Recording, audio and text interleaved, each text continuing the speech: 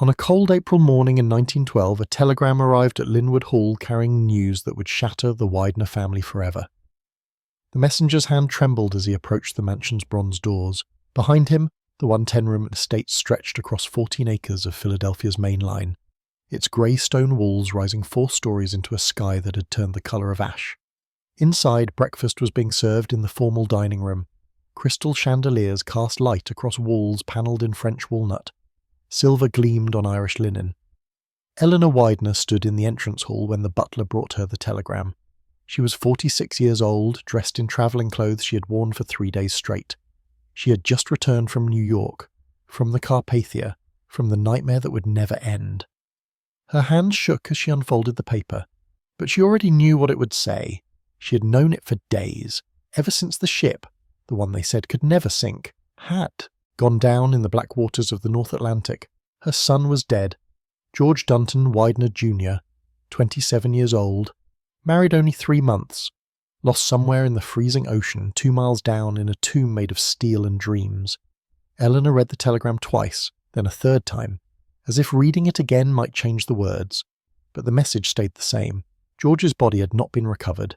It would never be recovered. He was gone. She folded the telegram carefully, placed it in her pocket, and then she walked through the marble entrance hall toward the grand staircase. Her footsteps echoed in the silence.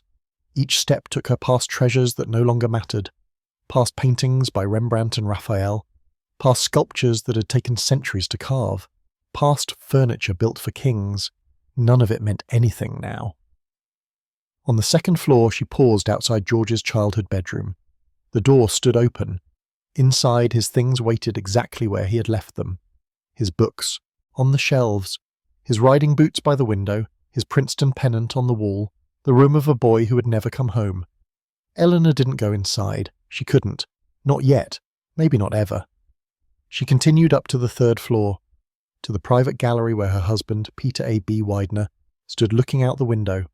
He was 67 years old, one of the richest men in America, builder of an empire that stretched from Philadelphia's streetcar lines to the Pennsylvania Railroad, owner of Standard Oil stock worth millions, collector of art that museums envied, but right now he was just a father who had lost his son. "They found the telegram," Eleanor said quietly. Peter didn't turn from the window. "What does it say?" "That we should prepare a memorial service." Her voice was steady, too steady, the kind of steady that comes when the crying has already happened, and all that's left is the hollow place where grief lives. "That we should accept that he's gone." "I won't accept it." Peter's reflection in the glass looked like a ghost. "I can't." But he would have to. They both would. Because George was gone, and no amount of money could bring him back, not the millions Peter had made in tramways, not the fortune he had built through steel and rails and oil, not the art collection that filled every room of this mansion, not the political connections that reached all the way to the White House. All of it was useless now. Eleanor walked to the window and stood beside her husband. Together they looked out across their estate. The garden stretched toward the horizon, perfectly manicured, every hedge trimmed to exact specifications. The greenhouse glowed in the morning light. The stable stood ready for horses that no one wanted to ride anymore. "He was on the Titanic because of us," Peter said. The words came out broken. "We sent him to Europe. We wanted him to see the world, to buy art for the collection. We put him on that ship." "Don't," Eleanor's voice cracked. "Don't do that to yourself." But Peter was right. They had sent George and his new bride, Eleanor Rice Widener, on a European honeymoon. They had given them money to purchase paintings and sculptures. They had told them to travel in style, to enjoy being young and rich and in love. And so George had booked first-class passage on the Titanic, the finest ship ever built, the ship that couldn't sink. He had dined with Captain Smith on the last night, had laughed and danced and celebrated, had gone to bed thinking the morning would bring another beautiful day at sea. He was wrong. At 11:40 p.m. on April 14th, the Titanic struck an iceberg. By 2:20 a.m. on April 15th, she was gone. 1,500 souls went down with her, including George Dunton Widener Jr. Eleanor Rice Widener, his bride of 3 months, survived. She got into a lifeboat. George did not. He stayed on the deck. He helped other women into boats. He stood with the other first-class men as the ship tilted into darkness. he was last, seen smoking a cigarette, watching the lifeboats row away.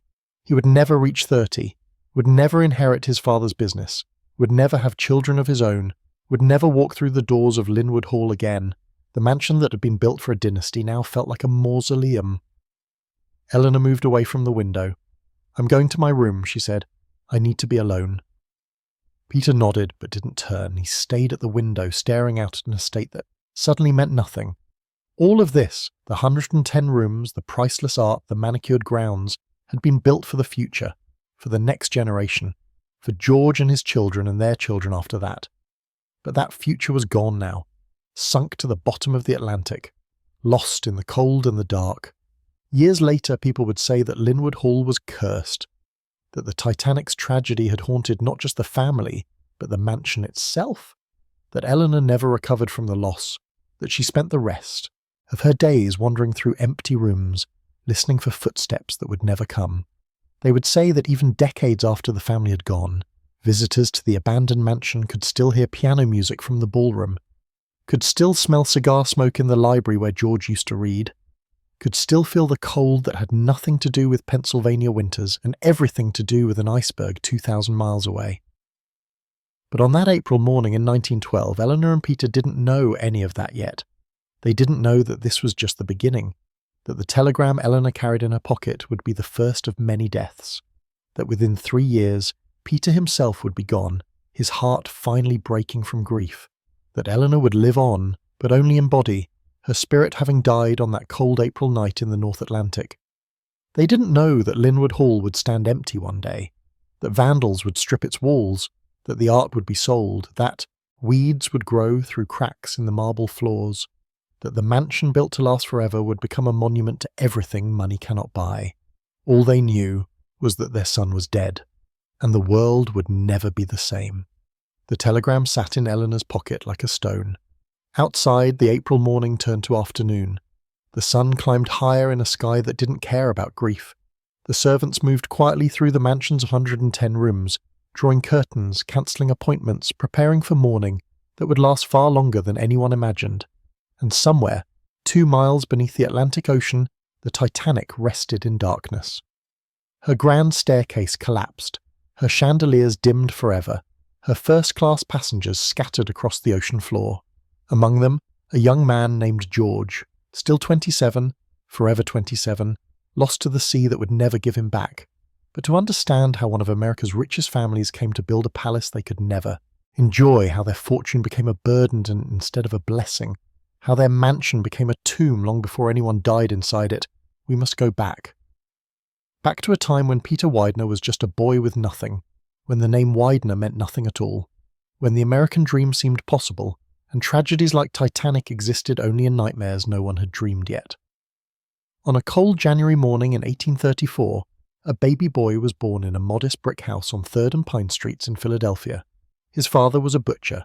His mother took in sewing. They named him Peter Arrol Brown Widener. The house had 4 rooms, no running water. Heat came from a single fireplace that never quite warmed all the corners.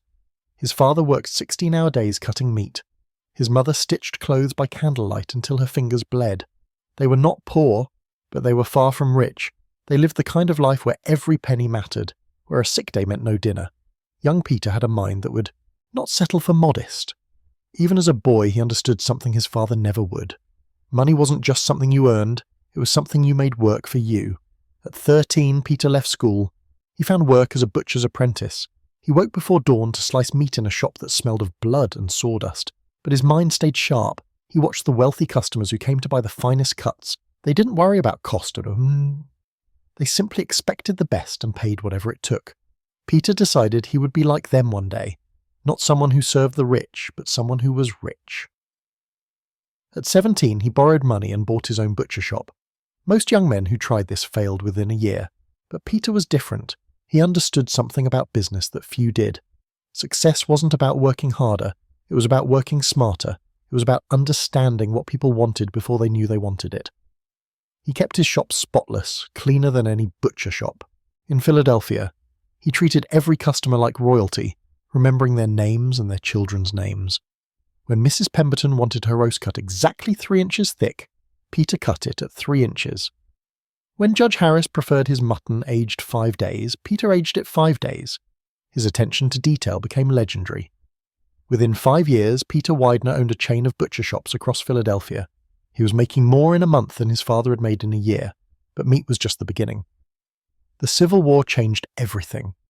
In 1801, Peter won contracts to supply meat to military camps. The army needed thousands of pounds every week. He made a fortune while other men marched to their deaths. Some called him a profiteer. Peter called himself a businessman. After the war, he found the next opportunity. Philadelphia was growing. People needed ways to move between home and work. Horse-drawn streetcars were slow, but they were also the future. In 1871, Peter invested in his first streetcar line. Most investors thought it would fail, but Peter understood something they didn't. Transportation was a monopoly waiting to happen. Control the lines and you controlled the city. He partnered with William Elkins. Together they bought streetcar companies across Philadelphia. One route, then another, then another. Within 10 years, they controlled most of the city's transportation. They didn't stop at streetcars, they electrified the lines, they expanded into suburbs, they bought the power companies that supplied the electricity. They created an empire that touched every neighborhood. By 1890, Peter Widener was one of the richest men in America. His fortune was estimated at $50 million, more than entire towns were worth. But Peter wanted more than money. He wanted respect. He wanted a house that would announce to the world that the Widener family had arrived. In 1897, he found the perfect location, 14 acres in Elkins Park just north of Philadelphia. Ancient trees provided shade. It was beautiful, it was prestigious, it was exactly what Peter needed. He hired Horace Trumbauer, a brilliant young architect. Together, they planned something extraordinary. A mansion that would rival the great estates of Europe. A palace that would stand for generations. They called it Lynnewood Hall. Construction began in 1898. Italian stonemasons laid foundations 10 feet deep. Carpenters framed walls with timber from Oregon. Every detail was planned to perfection. The exterior was Indiana limestone, pale, grey and fine-grained. The kind of stone that cathedrals were built from. It rose 4 stories, with wings stretching over 200 feet wide. Inside, the scale was breathtaking. The entrance hall was 60 feet long, 30 feet wide, 25 feet high. Italian marble floors, carved oak paneling, a grand staircase wide enough for 6 people to climb side by side. The house would have 110 rooms, a ballroom for 300 guests, a library for 20,000 books, an art gallery longer than most people's entire homes. Every room had modern conveniences still rare in 1900. Electric lighting, central heating, running water, hot and cold, indoor bathrooms, an elevator connecting all floors. Construction took 3 years and cost $8 million. In today's money, over $250 million, one of the most expensive private homes ever built in America. Peter filled it with treasures, paintings by Rembrandt and Raphael, sculptures from Italian villas, furniture built for French royalty. Every room became a gallery. In 1900, Peter moved his family into Lynnewood Hall. His wife Hannah oversaw 40 servants who maintained the property day and night. His children had the run of an estate larger than most villages, with rooms to explore and gardens that seemed to stretch forever. George was 21, serious and responsible, already being groomed to take over the family business. Harry was 18, charming and social. Joseph was 16, quiet and bookish. Annie was 14, her father's favourite. The mansion was everything Peter had dreamed, a symbol of success, a legacy for his children, a dynasty that would endure forever. He hosted parties that Philadelphia society talked about for months. He entertained politicians, industrialists, artists. He proved that a butcher's son could build a palace rivaling anything old money owned. But Peter didn't know yet what the future held. He didn't know that Harry would die young, that Joseph would never marry, that George would have only one son, a son named George Jr., who would board the Titanic in 1912. Peter didn't know this mansion, built to house generations, would become a monument to loss, that the 110 rooms would echo with absence instead of laughter, that his treasures would be sold off one by one, that his dynasty would crumble within decades of his death. He didn't know that fortune, no matter how large, could not protect, against icebergs, against sinking ships, against tragedies that money cannot prevent. All he knew in 1900 was that he had succeeded beyond his wildest dreams. The boy born in a four-room house had built a palace with 110 rooms. The butcher's son had become a king. The rest would come later. The telegram, the grief, the realization that everything he built could be destroyed in a single night by a ship hitting ice. But on that day in 1900, when the Widener family first walked through Lynnewood Hall's doors, Peter allowed himself to believe that nothing bad would ever touch them again, that his fortune would protect his family forever, that the mansion would stand long after he was gone, filled with Wideners for generations to come. He was wrong about almost all of it, but he would never know that until it was too late. On a bright January morning in 1912, George Duntonton Widener Jr. married Eleanor Rice in the ballroom of the Lynnewood Hall. 300 guests, flowers from Holland, and orchestra from Europe. Eleanor wore Paris silk, George wore London tails. Outside, snow fell across the grounds. George was 27, handsome, serious, Harvard-educated. He collected rare books, he served on his father's company boards, everything Peter Widener hoped his grandson would become. Eleanor was 26, beautiful, intelligent, from old Philadelphia money. Not as wealthy as the Wideners, but respectable. After the ceremony, Peter Widener stood in the entrance hall of Lynnewood and watched the newlyweds dance. He was 78 years old, his health was failing, his hands shook when he tried to hold a pen, his heart beat irregularly, skipping and stumbling in his chest. The doctors had warned him to rest, to slow down, to prepare for the end that was coming. But today, watching his grandson marry, he allowed himself to believe the dynasty would continue, that the mansion would house Wideners for generations, that everything he had built, the fortune, the power, the palace, would endure long after he was gone. He was wrong, but he didn't know that yet. For their honeymoon, George and Eleanor toured Europe. London first, then Paris. They bought art for Lynnewood. They travelled like the wealthy young couple they were. By April, they were ready to return home. George booked passage on a new ship, the finest vessel ever built, the ship that couldn't sink, the RMS Titanic. On April the 10th, 1912, George and Eleanor boarded the Titanic in Southampton. First class, suite B58, sitting room, 2 bedrooms, private bathroom, oak panelling, silk wallpaper, crystal fixtures. The Titanic departed at noon.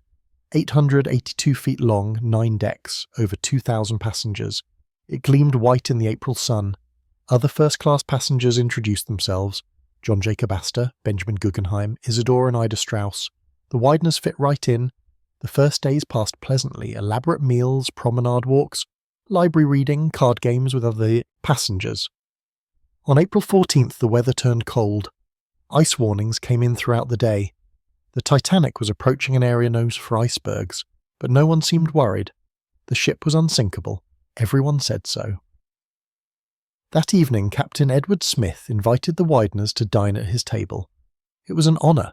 The captain's table was reserved for the most important passengers. Dinner began at 7:30. The menu was extraordinary. 10 courses: oysters, consommé, poached salmon, filet mignon, foie gras, Waldorf pudding, fine wines with every course. The first-class dining saloon sparkled with crystal and silver under electric chandeliers that made the room glow like a palace. Conversation flowed easily, laughter echoed. The wealthy passengers discussed business and politics and travel plans. No one mentioned the ice warnings that had come in throughout the day. George and Eleanor sat across from Captain Smith. He was charming, experienced, utterly confident. He had commanded ships for 40 years. He knew the North Atlantic better than anyone. When someone mentioned icebergs, he smiled and waved the concern away. The Titanic was unsinkable. Everyone knew that. At 10:30, dinner ended. Guests lingered over coffee and brandy. Some retired to cabins, others moved to the smoking room. George joined the men for cigars. Eleanor went back to their suite. George stood on the deck before bed. It was a beautiful night. Clear, cold, stars filled the sky. The ocean was calm, glass smooth, almost eerily peaceful. He went inside around 11:20, undressed, got into bed beside Eleanor. They talked about home, about Lynnewood, about the art they had purchased, about starting a family once they returned. They fell asleep not knowing that in 20 minutes everything would change. At 11:40, the Titanic struck an iceberg. The impact was slight, a grinding sound, a shudder. Nothing dramatic, many passengers didn't even wake up. But George did. He had been sleeping, lightly. He got out of bed. Eleanor stirred. What was that? I don't know, probably nothing. But George walked to the window, looked out, saw chunks of ice on the deck, white fragments scattered like snow. He dressed quickly, went out to investigate. In the corridor, other first-class passengers stood in their robes, looking confused. Stewards assured them everything was fine. No cause for alarm, the ship was unsinkable. But George felt something, an instinct, a chill that had nothing to do with the cold air. He returned to the suite. We should get dressed, he told Eleanor, warmly. Is something wrong? I don't know, but I want to be ready. They dressed. Heavy coats, warm clothes. Then they waited. The ship had stopped moving. That didn't seem right. At 12:15, a steward knocked. Passengers are requested to put on life jackets and report to the boat deck. Is the ship sinking? Eleanor asked. Just a precaution, madam. But George saw it in the man's eyes. Fear. This was not a precaution. They grabbed their life jackets, went up to the boat deck. It was chaos. Passengers milled about, crew members shouted orders, lifeboats were being uncovered, women and children were being loaded. Eleanor looked at George. What's happening? The ship is sinking. His voice was calm, too calm, dear. You need to get in a boat. Not without you. Eleanor, listen to me. Get in the boat. I'll follow in another one. George! Now! A crew member grabbed Eleanor's arm, guided her toward lifeboat 4. She looked back at George. He smiled, waved, tried to look confident. That was the last time she saw him alive. George stayed on deck. He helped other women into boats. He stood with John Jacob Astor, with Benjamin Guggenheim, with the other first-class men who had given their wives and daughters to the lifeboats. The ship tilted, slowly at first, then faster. Water rushed across the deck. People screamed. The orchestra played on. Hymns now. Nearer, my God, to thee. George lit a cigarette. His hands were steady. If he was afraid, he didn't show it. At 2:20 in the morning, the Titanic broke apart. The stern rose into the air. Passengers clung to railings, fell into the ocean. The ship slipped beneath the waves. 1,500 people went down with her. George Widener Jr. was among them. Eleanor, in lifeboat 4, watched from a distance. She saw the lights disappear, heard the screams, knew her husband was gone. The Carpathia picked up survivors at dawn. 700 people. Eleanor was among them. George was dead. When the Carpathia docked in New York, Peter Widener was waiting. He saw Eleanor walk down the gangplank alone. His grandson was gone. The telegram came the next day. George Widener Jr., age 27, lost at sea. Peter clutched the telegram. All the money in the world couldn't bring George back. Within a week, Peter suffered a stroke. Within 3 years, he would be dead. The grief killed him, but that was later. On that April morning in 1912, standing in the mansion he had built for his dynasty, Peter Widener held a telegram that destroyed everything. One ship, one iceberg, one night, and a family would never recover. On the night of April 14th, 1912, at exactly 11:40, Frederick Fleet spotted something in the darkness ahead. He was in the crow's nest of the Titanic, 50 feet above the deck. His shift had started at 10. For 90 minutes he had stared into the black Atlantic, watching for anything that might pose danger. The night was clear, cold, the ocean was calm, too calm. Glass-smooth water meant you couldn't see waves breaking against ice. It meant icebergs were invisible until you were almost on top of them. Fleet saw it. A dark shape. Massive. Dead ahead. He rang the warning bell 3 times, grabbed the telephone, called the bridge. Iceberg, right ahead. First Officer William Murdoch ordered hard to starboard. He ordered the engines reversed, but the Titanic was 882 feet of steel moving at 22 knots. She didn't turn fast. She didn't stop fast. The iceberg scraped along the starboard side, a grinding sound, metal on ice. It lasted less than 10 seconds, then silence. Many passengers didn't even wake up. The collision felt like nothing, a shudder, a bump.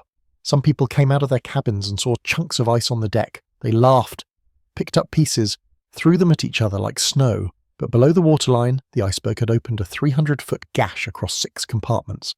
The Titanic could survive 4 compartments flooding, not 6. She was doomed. Everyone on the bridge knew it within minutes. Thomas Andrews, the ship's designer, went below to inspect the damage. He came back with his face white. Told Captain Smith the ship had 2 hours, maybe less. Smith ordered the lifeboats uncovered, ordered women and children loaded first, ordered distress signals sent, but he didn't order everyone to the boat deck immediately. He didn't want to cause panic. He believed people would behave better if they remained calm. He was wrong about that. George Widener woke when the engines stopped. The ship had been vibrating constantly since Southampton. The sudden silence felt wrong.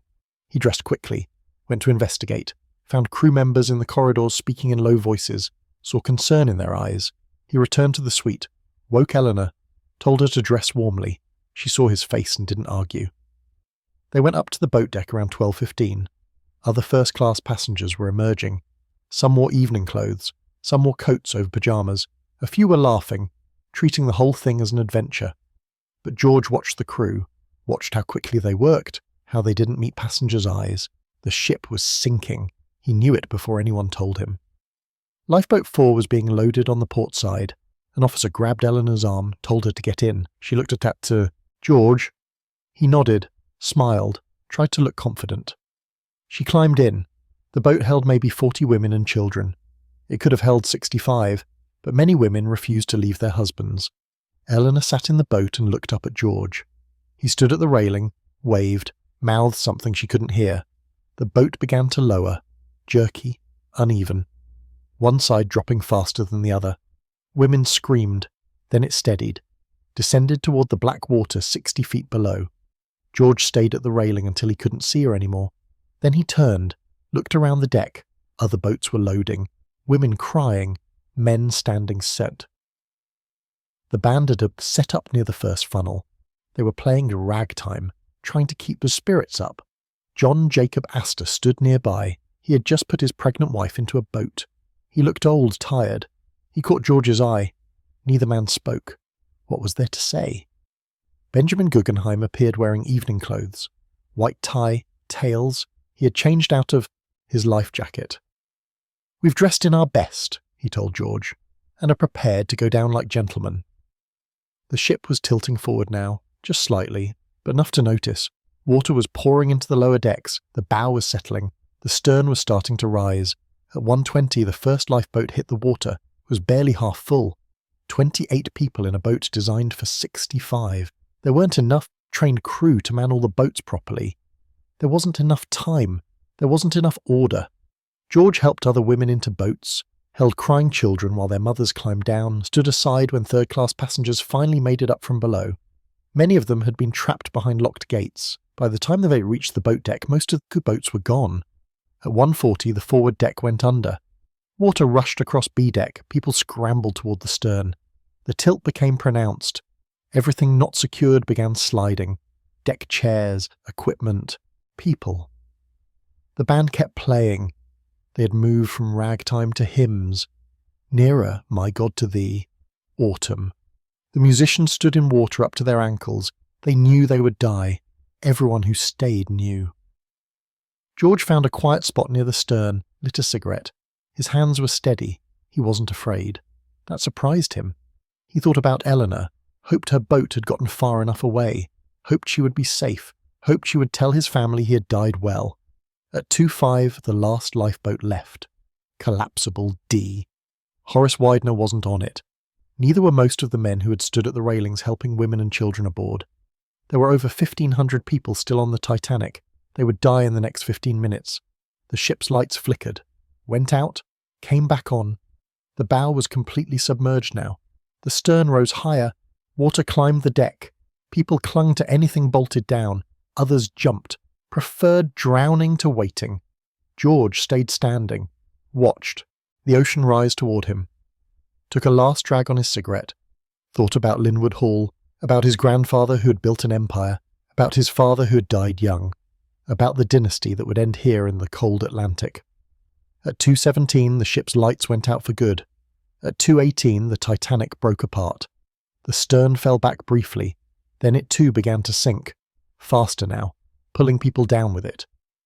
George went into the water. The cold hit like a physical blow, 38 degrees. It burned. His chest seized. He couldn't breathe, couldn't think, just cold, nothing but cold. He didn't swim. Couldn't. His muscles wouldn't work. The life jacket kept him afloat. Around him, hundreds of people screamed, crying for help, calling names, praying. The sound was inhuman, a chorus of death. The screaming lasted maybe 10 minutes. Then it began to fade. One by one, the voices went silent. Hypothermia worked fast. Most people would be unconscious within 15 minutes, dead within 30. George's last thoughts were of Eleanor. Hoped she was far enough away that she couldn't hear the screaming. Hoped she wouldn't remember this part. Hoped she would live a good life, would be happy, would forget him eventually. He closed his eyes, let the cold take him. 27 years old, born in a palace, died in an ocean. Everything money could buy, none of it enough. At 2:20, the Titanic disappeared beneath the waves. 1,500 people went with her.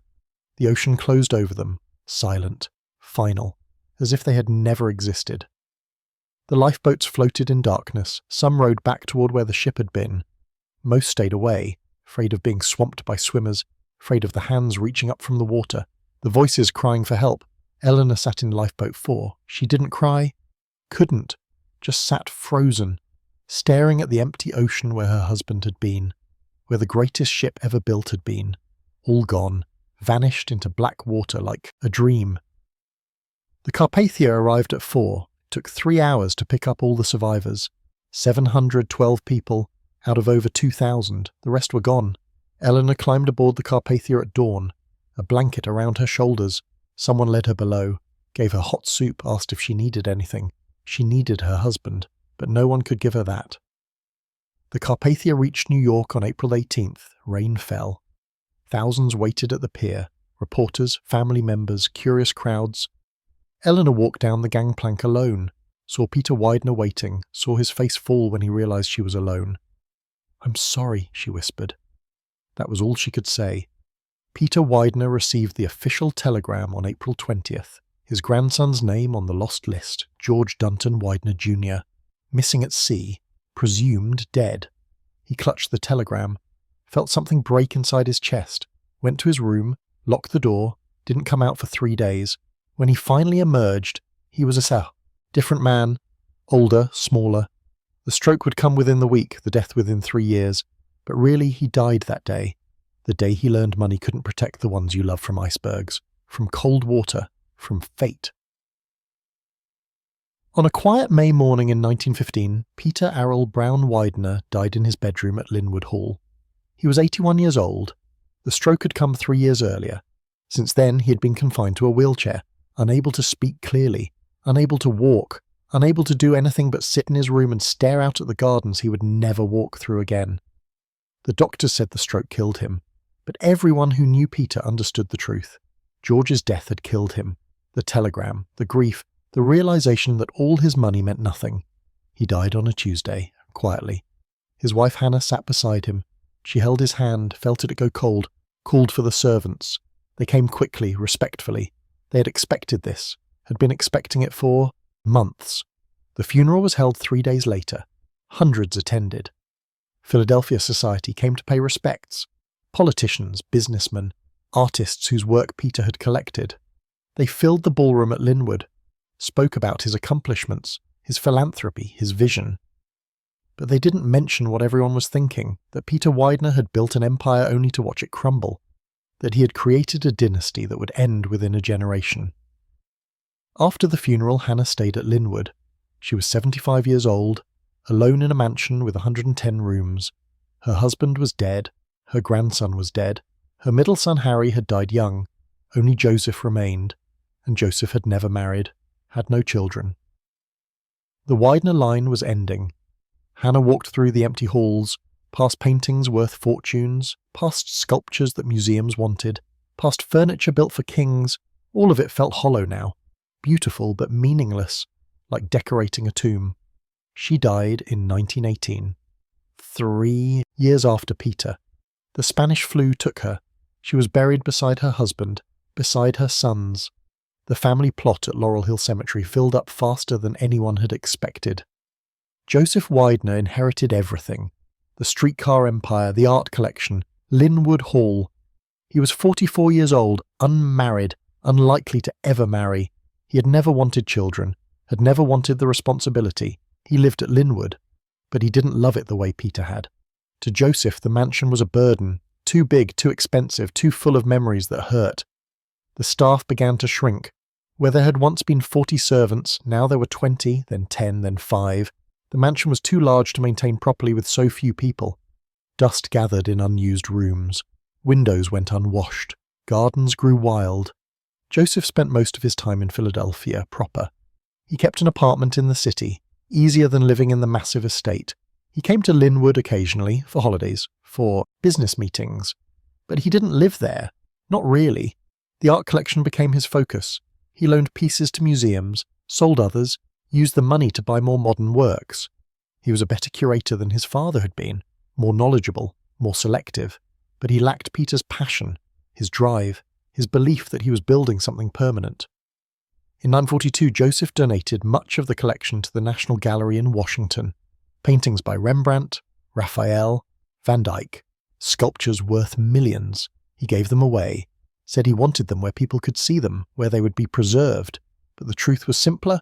He didn't want them anymore, didn't want the responsibility, didn't want to live in a mansion filled with treasures that reminded him of a grandfather who had built an empire that no longer existed. Joseph died in 1943. Heart attack. He was 69. He left no children, no direct heirs. The Widener dynasty ended with him. 3 generations, from butcher's son to streetcar king to art collector to nothing. His will split the fortune among various relatives and charities. The art collection went to museums. The business interests were sold and Lynnewood Hall was left to a foundation. They were supposed to maintain it, turn it into a museum, preserve it. They tried. For a few years, they really tried. They hired minimal staff, gave occasional tours, let scholars study the architecture. But the costs were staggering. Heating, maintenance, insurance, taxes. The mansion consumed money like fire consumed wood. By 1950, the foundation gave up. They stopped maintaining the property, stopped giving tours, stopped pretending they could preserve it. The mansion sat empty, abandoned, a ghost of what it had been. People from the neighbourhood began breaking in, teenagers looking for adventure, vandals looking for copper and anything valuable, homeless people looking for shelter. They stripped what they could, tore out fixtures, smashed windows, spray-painted walls. The grand staircase where Eleanor had descended on her wedding day was covered in graffiti. The ballroom where George had danced was filled with broken glass. The library where Peter had kept 20,000 books was empty. The shelves remained, but the books were gone, stolen or rotted or both. The gardens went wild. Trees that had been carefully pruned grew twisted. Hedges that had been geometric became chaotic. The greenhouse collapsed. The fountain stopped working. Weeds pushed through marble pathways. Years passed. Decades. The mansion decayed. Slowly, steadily. Walls crumbled. Roofs leaked. Floors buckled. What had taken 3 years to build took 50 to destroy. Various people bought the property over the years, made plans to restore it, to convert it to condos, to tear it down, but nothing happened. The plans always fell through, the money always ran out, the mansion remained, abandoned, haunted by memories of what it had been. Local kids told in stories about Lynnewood Hall, said it was cursed, said the Titanic's ghosts walked the halls, said if you went inside at night, you could hear piano music from the ballroom, could smell cigar smoke in the library, could see a young man in evening clothes standing at the top of the grand staircase. Most dismissed these as stories, urban legends, the kind of things teenagers told to scare each other, but some swore they were true. A security guard who worked there briefly in the 80s quit after one night, said he heard footsteps on the 3rd floor, went to investigate, found nothing. But when he came back down, all the doors on the 2nd floor were open. They had been closed before. A photographer who entered in 2005 to document the decay reported similar experiences. Sounds where there should be silence, cold spots in rooms that were warm minutes before, the feeling of being watched. He left quickly, didn't go back.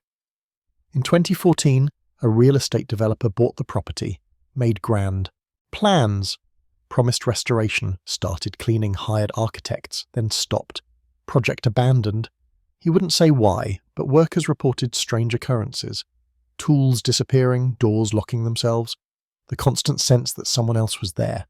The mansion sits empty still, fenced off, dangerous, too damaged to save, too expensive to demolish.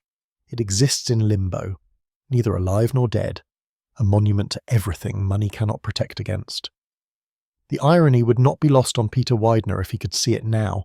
He built a palace meant to last forever, a symbol of his dynasty, a testament to American success. He filled it with treasures, surrounded it with beauty, made it perfect, and it stands empty, broken, forgotten, just like the ship that carried his grandson to the bottom of the Atlantic.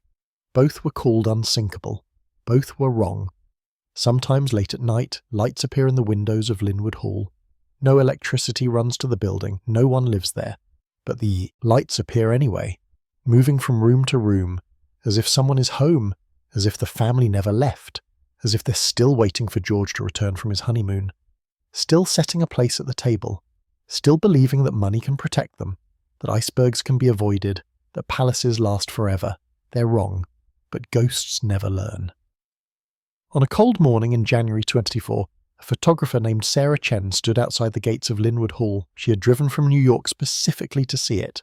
She was working on a book about abandoned American mansions. Lynnewood was supposed to be the crown jewel of her collection.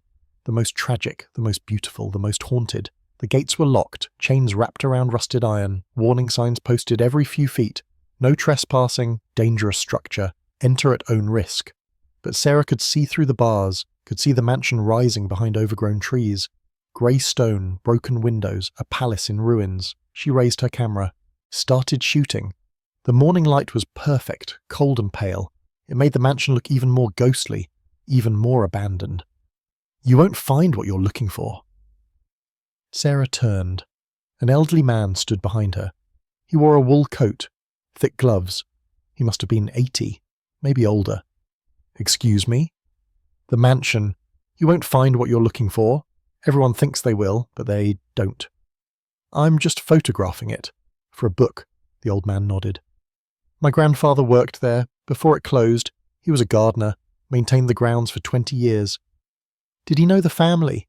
He saw Peter Widener once, just once, after his grandson died on the Titanic. Said Mr. Widener looked like a ghost, like he'd already died but his body hadn't figured it out yet. Sarah lowered her camera. What else did he say? That the house was never the same after that telegram came, that something broke that day. Not just the family, the house itself, like it knew it would never be home to anyone again. Do you believe in ghosts? The old man smiled. I believe some places hold on to tragedy. That sorrow can soak into walls, that loss leaves marks you can't see but can still feel. He touched his cap, walked away, left Sarah standing at the gates alone. She looked back at the mansion. Suddenly, she didn't want to photograph it anymore. She got in her car, drove back to New York, never finished the book. That's what Lynnewood Hall does to people. It shows them something they don't want to see. Something about wealth, about loss, about how all the money in the world cannot protect you from fate. Today, the mansion sits in legal limbo. Various parties claim ownership. Various plans are proposed. Preservation, demolition, development. But nothing happens. Year after year, Lynnewood remains, empty, waiting. The local historical society gives occasional tours. You can't go inside, too dangerous. But you can walk the grounds, see the exterior. Imagine what it was like when Peter Widener first moved his family in, when the 110 rooms were filled with servants and laughter and hope. Tour guides tell the story, the butcher's son who built an empire, the grandson who died on the Titanic, the family that never recovered. People take photos, shake their heads, say how tragic, then they leave, return to their lives, forget. But some people don't forget. Some people report strange things, even during daylight tours, even with guards present. They hear sounds that shouldn't be there. Piano music from the ballroom, footsteps on the grand staircase, a voice calling Eleanor when no one is around. In 2019, a paranormal investigation team got permission to spend a night inside. They set up equipment, cameras, audio recorders, temperature sensors. They documented everything. Their findings were inconclusive, officially. But their video shows things that cannot be explained. A door closing by itself, a cold spot that moves through rooms, and in one clip taken at 2:20 a.m., the exact time the Titanic sank, a figure appears at the top of the grand staircase. It's blurry, could be anything. Dust, moisture on the lens, pareidolia, but it looks like a young man in evening clothes, watching, waiting. The team left before dawn, refused to return, won't discuss what they experienced. One member said only, "Some places should be left alone." Eleanor Widener lived until 1937. She remarried in 1915, Joseph Early, a Harvard professor. They had no children. She never talked about the Titanic, never talked about George, and kept his memory locked away where it couldn't hurt her. She donated money to Harvard to build a library in George's name, Widener Library. It still stands today, the largest academic library in the world, a monument more permanent than Lynnewood Hall will ever be. Before she died, Eleanor returned to Lynnewood once. It was 1935. Joseph Widener still lived there. He invited her to a charity event. She walked through the entrance hall, saw the grand staircase where she had descended on her wedding day, felt nothing, or that's what she told people. But one servant reported seeing her in George's old room, standing at the window, crying. When the servant asked if she needed anything, Eleanor said, "I can still see him, standing on the deck, waving. He knew he was going to die. I could see it in his eyes, but he waved anyway." That was the last time Eleanor visited Lynnewood. She died 2 years later, was buried beside her second husband, not beside George. George had no grave. His body was never recovered. The Widener story is an American tragedy, but it's also a warning about hubris, about believing money can protect you, about building palaces that will last forever.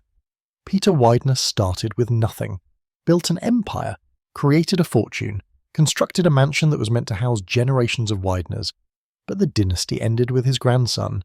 3 generations from immigrant to extinction, the mansion he built to celebrate success became a monument to failure.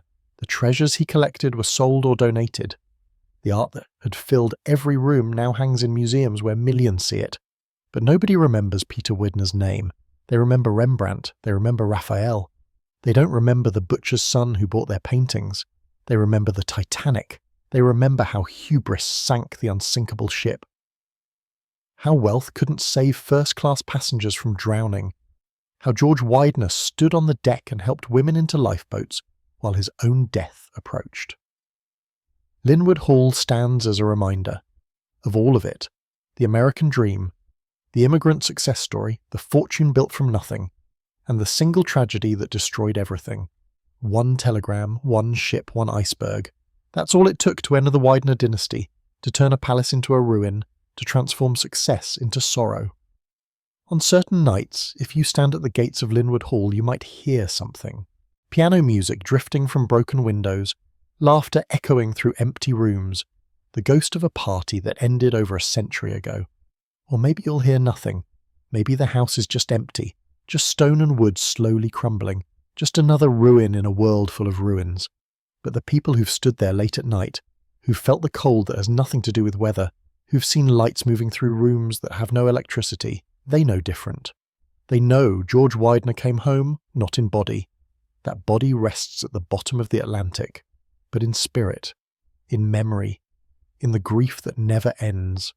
He walks the halls of Lynnewood, searches for Eleanor, tries to tell her he's sorry, that he wished he'd gotten in the lifeboat, that he wished money had been enough to save him, but she's not there. She moved on, married again, built a life, did what survivors do, while he remains, forever 27, forever in evening clothes, forever standing on the deck of a ship that's already sunk.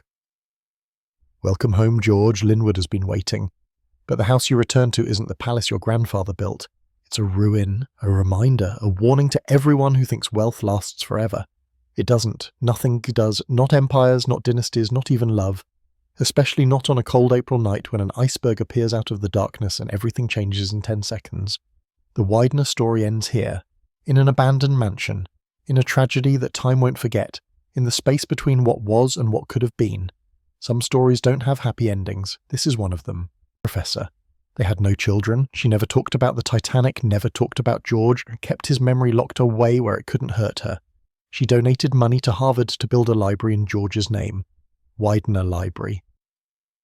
It still stands today, the largest academic library in the world, a monument more permanent than Lynnewood Hall will ever be. Before she died, Eleanor returned to Lynnewood once. It was 1935. Joseph Widener still lived there. He invited her to a charity event. She walked through the entrance hall, saw the grand staircase where she had descended on her wedding day, felt nothing, or that's what she told people.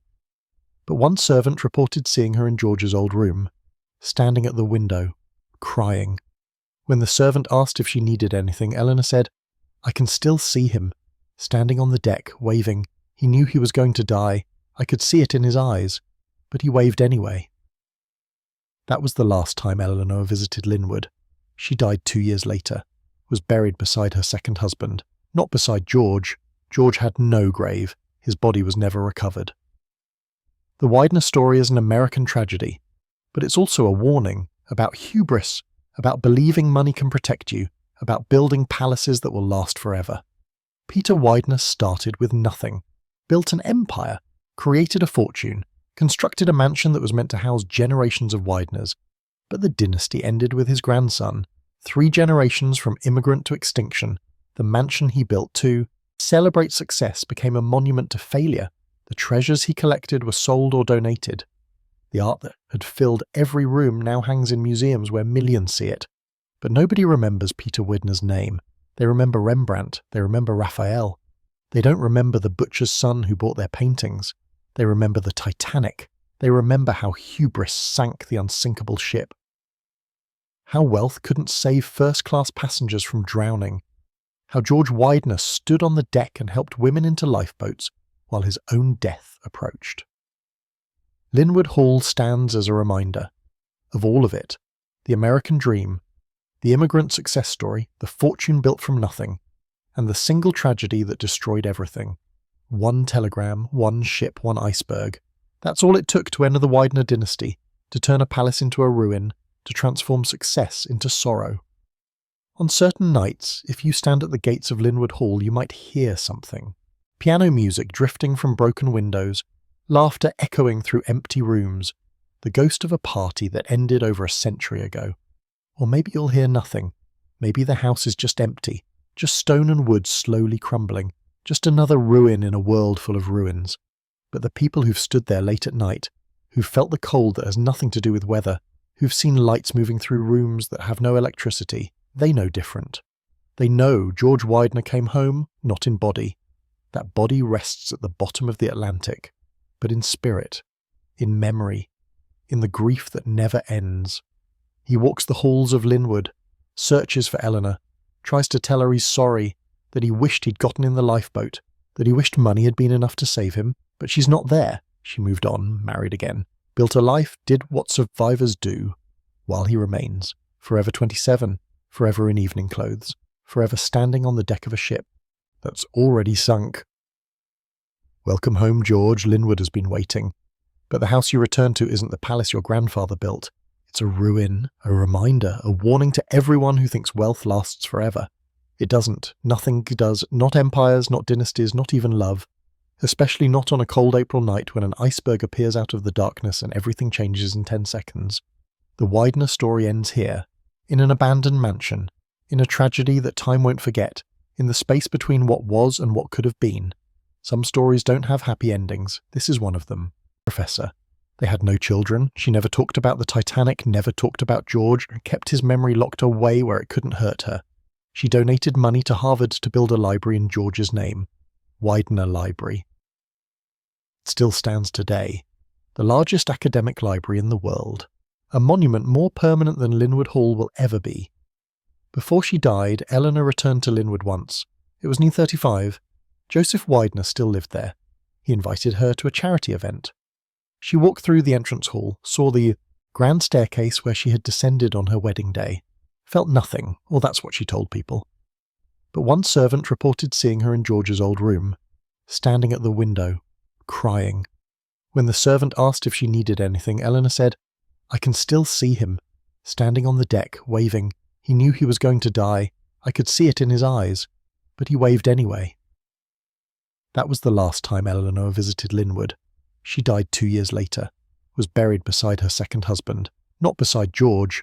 George had no grave. His body was never recovered. The Widener story is an American tragedy, but it's also a warning about hubris, about believing money can protect you, about building palaces that will last forever. Peter Widener started with nothing, built an empire, created a fortune, constructed a mansion that was meant to house generations of Wideners. But the dynasty ended with his grandson. 3 generations from immigrant to extinction, the mansion he built to celebrate success became a monument to failure. The treasures he collected were sold or donated. The art that had filled every room now hangs in museums where millions see it. But nobody remembers Peter Widener's name. They remember Rembrandt.